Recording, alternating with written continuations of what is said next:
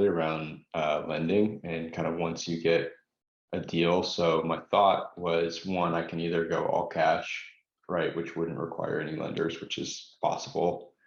But if I wanted to scale quicker, I would probably want to take on either private money or from a lender, one of the two options. If I take from a lender,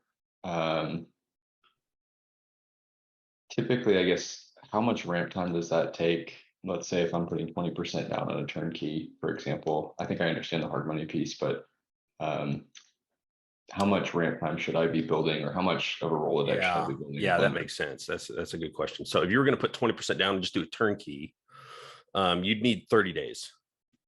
Okay. Ideally, you could have 45, but you would need 30 days.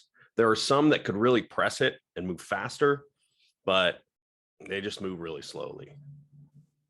So typically that would be something off the MLS, then it wouldn't be like something. Yeah, I mean, it would be something off the MLS. Maybe you got in touch with a direct to seller, or you've got something off market that, they're not planning on listing because you've agreed to a price that's fine with them.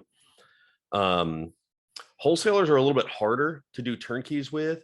Yeah. In fact, I bought a duplex recently that I ended up just using private money for the initial purchase because I needed to close in 5 days or something like that. And I'm refinancing out of it right now. What is that? I think that maybe that's the missing link in my head, is if I did all cash or if I use private money, right? How do I then tell a bank like, hey, I don't want to have this all in my name anymore. I want to take some money out of this. Is that just like the same process as getting a 30-year loan? Yeah.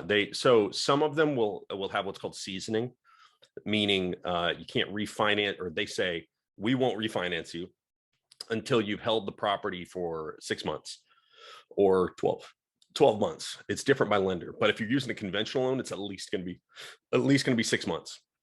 So that's one thing to consider. But if you're doing it with a commercial loan, you can refinance out the next day.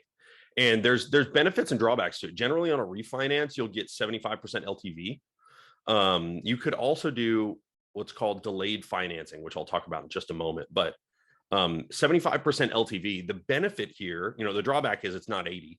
But the benefit here is if you buy it under market value, you may end up actually putting less money in, if that makes sense. So for example, this duplex I bought at 115 and its value is 135.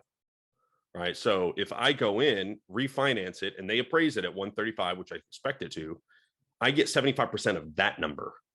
So then instead of having to put $25,000 down, I'm all in at 11, right? Or something thereabout.